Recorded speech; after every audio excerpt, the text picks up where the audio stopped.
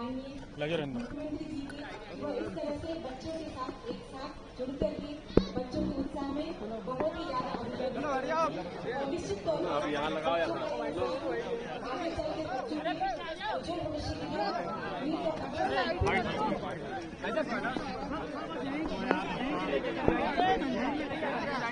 अरे धक्का मत दो, टेबल गिर जाएगी। पीछे आ जाओ, पीछे आ जाओ।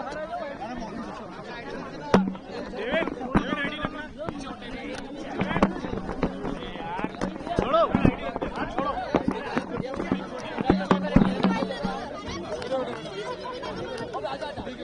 मुझे इस बात की प्रसन्नता है, गणतंत्र दिवस के अवसर पर आज मैं यहाँ विद्यालय के मध्याह्न भोजन में आया हूँ और इस आयोजन में बच्चों के साथ बैठ करके भोजन करके अत्यंत आनंद आया।